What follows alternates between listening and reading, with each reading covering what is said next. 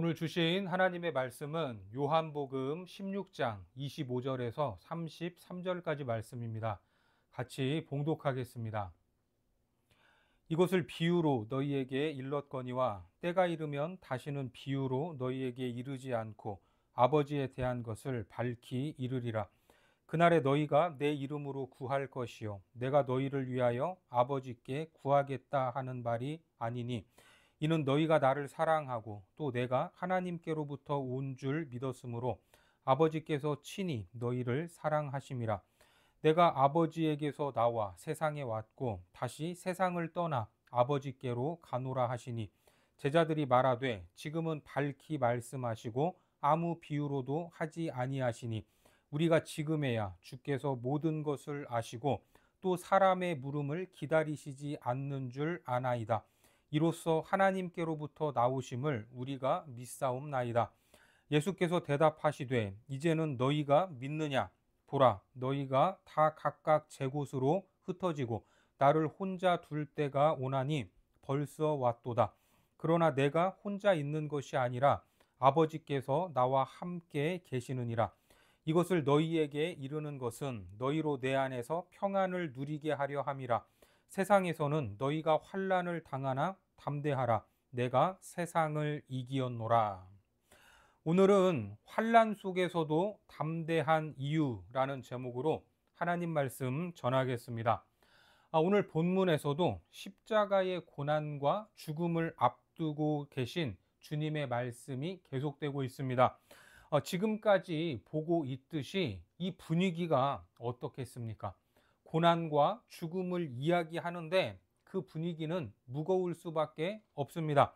하지만 결론에 가서는 완전한 반전이 일어나죠. 그 말씀이 무엇인가? 그 말씀은 우리로 힘을 얻게 하는 말씀이요, 다시 일어서게 하고 세상에서 당당하게 살아갈 수 있는 힘이 되는 말씀입니다. 그 말씀 속으로 들어가 보겠습니다. 주님은 지금까지 여러 이야기를 하시면서 비유를 사용하셨습니다. 지난 시간에도 기쁨을 이야기하면서 해산하는 여인에 대해서 비유를 사용하지 않았습니까? 이 비유라는 말은 헬라 말로 파로이미아라는 단어인데 이 파라, 곁에 두다라는 말과 오이모스, 방법, 길이라는 뜻입니다. 그러니까 무엇인가를 곁에 둠으로써 사람들에게 다른 것을 이해하도록 만드는 것, 그것이 바로 비유입니다. 그렇다면 왜 비유를 사용합니까? 주님은 십자가를 말씀하시고 고난을 말씀하셨지만 지금 그 말을 듣는 제자들의 입장에서는 아직 겪어보지 못한 일이기 때문에 온전히 이해할 수 있는 것이 아니었습니다. 그래서 그러한 이해를 돕고자 이제 곧 그때가 온다라는 것입니다. 25절에 보면 이것을 비유로 너희에게 일렀거니와 때가 이르면 다시는 비유로 너희에게 이르지 않고 아버지에 대한 것을 밝히 이르리라. 그때 이제는 결정적인 시간이 다가오고 있다는 말씀이죠. 그래서 때가 이르면 비유로 말하지 않아도 이제는 어떻게 됩니까? 알아듣게 될 것이다 라는 겁니다. 이 때라는 말은 예수님이 고난을 받으시고 십자가에 죽으시고 부활하셔서 승천하시는 때를 말하는데 예수님이 부활하시고 아버지께로 승천하시면 그때 누가 오십니까? 그렇죠. 성령님이 오십니다. 그러니까 예수님이 언급한 것은 누구의 오심? 성령님의 오심을 예고하는 겁니다. 그때가 되면 나는 아버지께로 갈 것이고 그분이 오시면 지금까지 예수님이 하셨던 말씀을 깨닫게 하시고 밝게 설명할 것이다 라는 말입니다. 이렇게 말씀이 깨달아지고 밝아지는 은혜가 우리 안에도 넘치기를 바랍니다. 계속해서 26절을 보니까 그날에 너희가 내 이름으로 구할 것이요 내가 너희를 위하여 아버지께 구하겠다 하는 말이 아니니. 지금까지는 제자들이 모르는 것, 궁금한 것이 있을 때 예수님께 구하고 물었습니다. 하지만 이제는 예수님의 이름으로 누구에게 직접 구할 수 있게 된다는 말입니까? 아버지, 하나님 아버지께 직접 구할 수 있게 된다는 겁니다. 이것은 하나님과 새로운 관계를 맺을 수 있는 특권을 말하죠. 제자들뿐만 아니라 오늘 예수 그리스도를 믿는 믿음 안에서 살아가는 우리 모두 역시 이러한 특권을 받은 줄 믿으시기 바랍니다. 다만 하나의 조건이 나오는데 내 이름으로 구할 것이요. 누구의 이름입니까? 예수 그리스도의 이름으로 구하는 것입니다. 그러면 예수님은 이제 뭐 하십니까? 히브리서 7장 25절에 그러므로 자기를 힘입어 하나님께 나아가는 자들을 온전히 구원하실 수 있으니 이는 그가 항상 살아계셔서 그들을 위하여 간구하심이라. 그렇습니다. 우리가 예수님의 이름으로 하나님께 구하든 구하지 않든 예수님 역시 항상 살아계셔서 우리를 위하여 구하신다라는 말입니다. 지금도 우리를 위해 기도하시는 분이 누굽니까? 예수님이십니다. 그리고 동시에 우리도 예수님의 이름을 의지하여 하나님께 직접 구할 수 있는 겁니다. 어떻게 이것이 가능한가? 27절에 보시면 이는 너희가 나를 사랑하고 또 내가 하나님께로부터 온 줄 믿었으므로 아버지께서 친히 너희를 사랑하심이라. 여기서 너희는 연약하고 불완전하고 믿음이 부족한 제자들입니다. 그런데 이 제자들이 누구를 사랑하죠? 예수님을 사랑합니다. 앞으로도 제자들은 오락가락할 예정인데 어떻게 주님을 사랑한다고 인정해 주실 수 있는가? 한편으로 보면 이해되지 않는 부분입니다. 하지만 부족해도 연약해도 자기 중심적이고 실수가 많아도 주님은 그것을 사랑으로 인정해 주시겠다라는 약속입니다. 사랑해 주시는 걸로 여겨주십니다. 너희들이 나를 사랑하는구나. 어떻습니까? 우리는 무엇인가를 하려고 하면 완벽하게 해야 된다고 하면서 이것저것 준비를 하지만 사실은 그렇지 않습니다. 지금 많이 부족한 것 같아도 모자란 것 같아도 주님은 사랑으로 받아주시는 분입니다. 그리고 하나님은 그러한 우리를 친히 사랑해 주시는 분입니다. 이것은 하나님이 그냥 우리가 불쌍하니까 동정하시고 부족하니까 그래 내가 너희들 봐주겠다 하는 이러한 차원이 아니라 하나님의 사랑으로 우리를 완전히 품어주시고 하나님의 열심을 통해서 부족한 우리를 만들어 가시겠다는 의지가 담겨 있는 겁니다. 한마디로 지금은 흉내만 내는 수준이지만 진짜 실력자로 만들어 주시겠다는 겁니다. 계속해서 28절을 보면 내가 아버지에게서 나와 세상에 왔고 다시 세상을 떠나 아버지께로 가노라 하시니, 이 말씀은 예수님이 하신 사역의 흐름을 담고 있는데 그분의 인성과 신성이 압축되어 있는 말씀이기도 합니다. 주님이 어떤 고난을 받고 어떤 죽음을 죽으시고 그 죽음의 의미는 무엇이며 죽음 후에 그를 따르던 무리들이 제자들을 포함해서 어떤 태도와 행동을 보일 것인가, 이런 내용들을 포함하고 있습니다. 그런데 이 말씀을 듣던 제자들이 뭐라고 말합니까? 29절과 30절에 보니까 제자들이 말하되 지금은 밝히 말씀하시고 아무 비유로도 하지 아니하시니 우리가 지금에야 주께서 모든 것을 아시고 또 사람의 물음을 기다리시지 않는 줄 아나이다. 이로써 하나님께로부터 나오심을 우리가 믿사옵나이다. 지금 이것이 제자들의 반응이죠. 그런데 이 제자들의 반응만 보면 무엇인가 이제는 밝히 깨달은 것처럼 말하고 있습니다. 하지만 분명히 밝히 알게 될 때는 누가 오시는 때라고 했죠? 성령님이 오시는 때라고 말했습니다. 그런데 아직은 그때가 아니죠. 예수님이 십자가에 돌아가시지도 않았고 부활은 생각도 못할 때입니다. 그리고 성령님이 오시지 않았는데 제자들은 한마디를 듣고 다 안다고 하는 것처럼 말합니다. 아, 예수님 이제야 우리에게 밝히 말씀하시는군요. 무슨 말인지 알겠습니다. 그런데 아는 수준이 아니라 무슨 수준까지? 믿는 수준까지 나갔습니다. 우리가 믿사옵나이다 이렇게 고백하지 않습니까?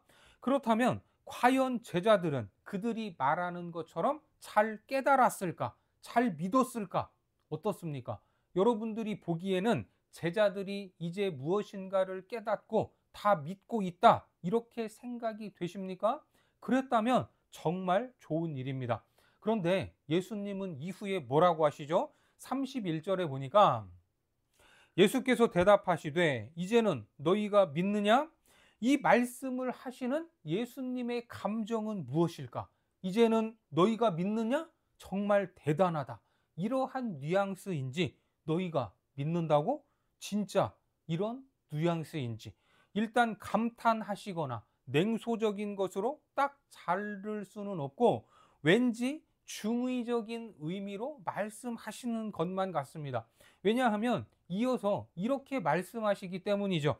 32절에 보라 너희가 다 각각 제 곳으로 흩어지고 나를 혼자 둘 때가 오나니 벌써 왔도다. 그러나 내가 혼자 있는 것이 아니라 아버지께서 나와 함께 계시느니라.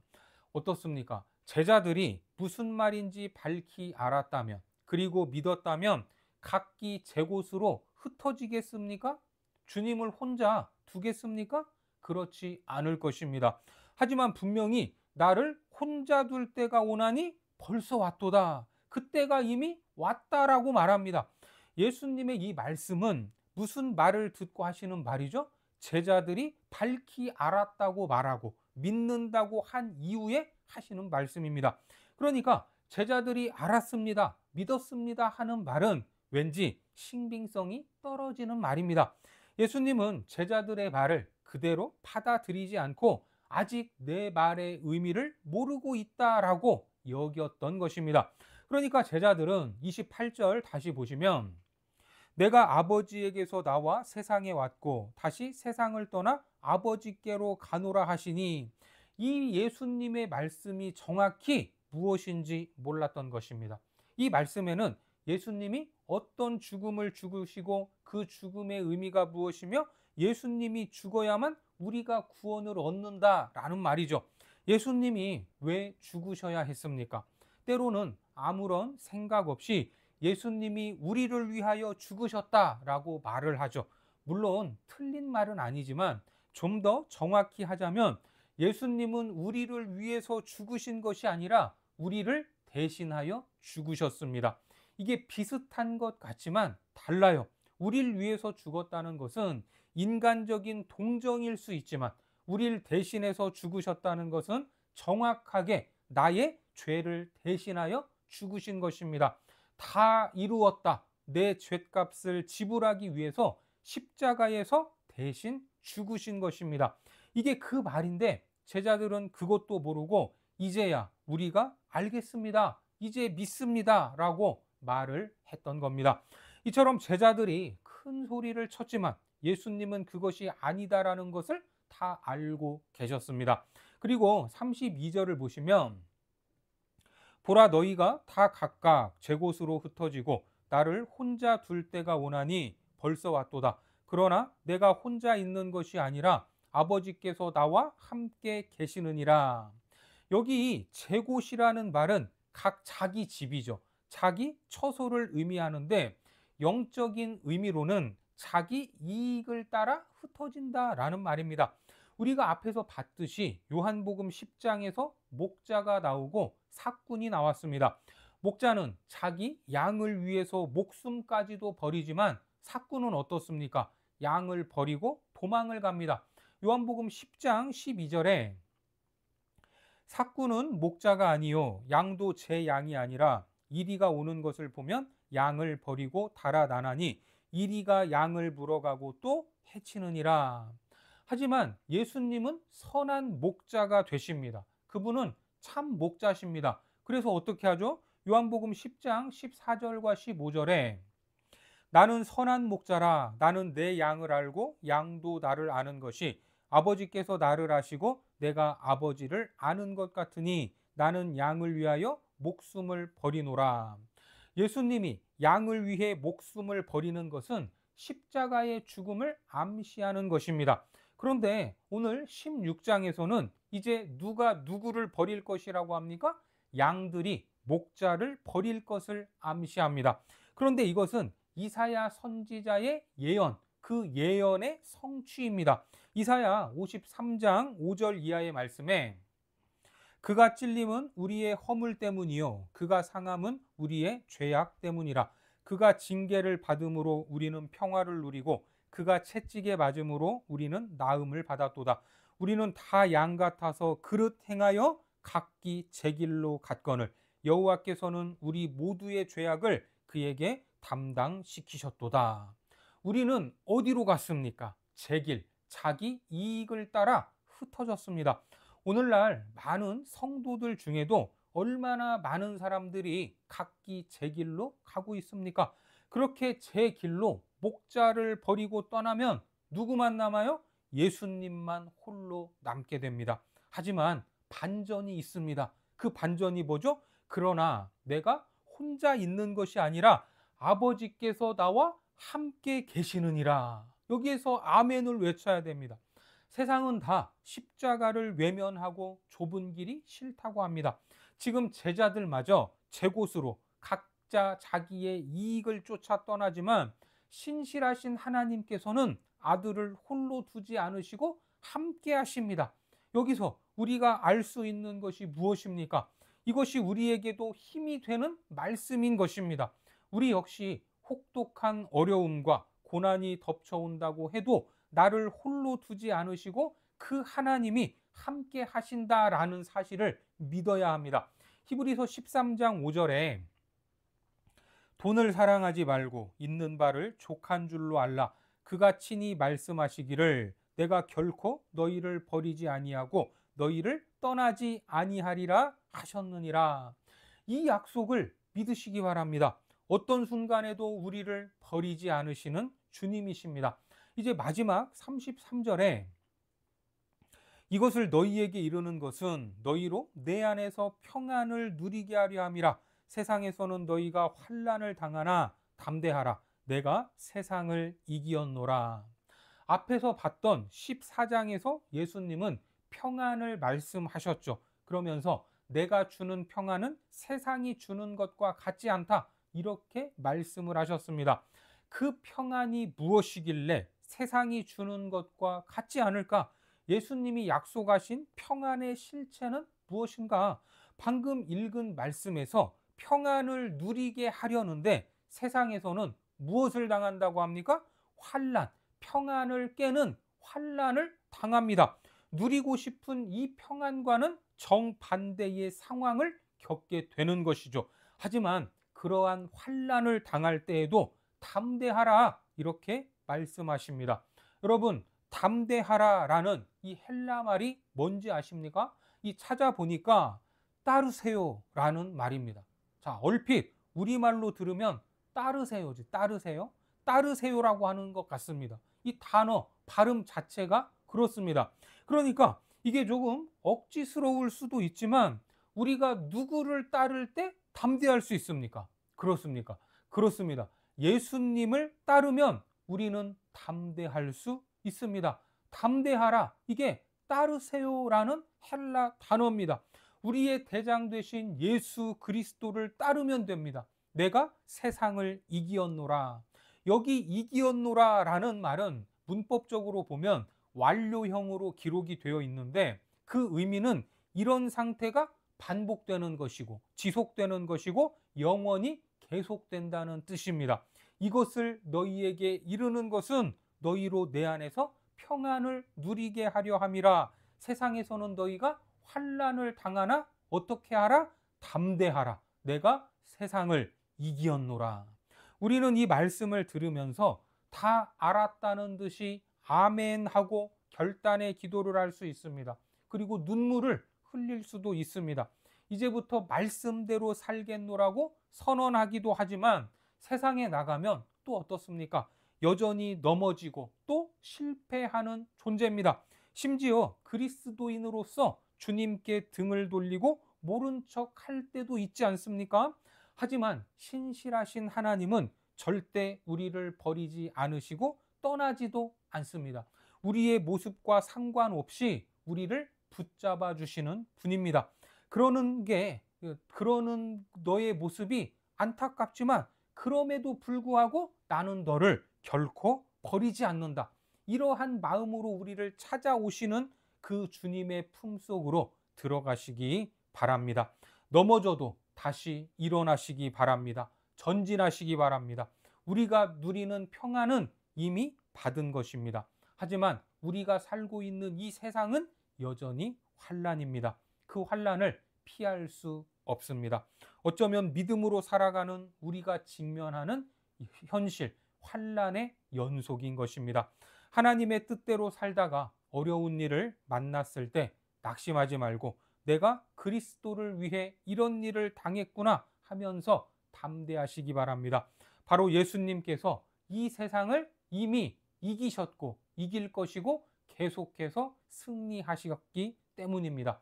이 진리는 변하지 않습니다. 우리는 이미 이겨놓은 이 싸움을 하는 존재이기 때문에 담대할 수 있는 겁니다. 그래서 시편 기자는 이렇게 고백을 하죠. 시편 139편 8절 이하의 말씀에 내가 하늘에 올라갈지라도 거기 계시며 스올에 내 자리를 펼지라도 거기 계시나이다. 내가 새벽 날개를 치며 바다 끝에 가서 거주할지라도 거기서도 주의 손이 나를 인도하시며 주의 오른손이 나를 붙드시리이다. 하늘이든 스올이든 바다 끝이든 우주 공간 어디에 머물지라도 우리를 홀로 두지 않으시는 주님, 오늘도 세상을 이기신 주님께서 내 손을 붙잡고 계심을 믿고 담대하게 이 믿음의 선한 싸움을 싸워나가는 거룩한 백성들이 되시기를 주님의 이름으로 축원합니다. 기도하겠습니다. 하나님, 아들 예수 그리스도를 보내시고 세상이 줄 수 없는 평안을 허락하심을 믿습니다. 세상을 살아가는 우리가 마주하는 환난 속에서도 그 평안을 빼앗기지 않게 하시고 세상을 이기신 주님을 따라 늘 담대한 백성들이 되도록 인도하여 주옵소서. 그리하여 우리가 마주하는 믿음의 선한 싸움을 신실하게 감당하고 이 승리를 누리게 하여 주옵소서. 예수님의 이름으로 기도드립니다. 아멘.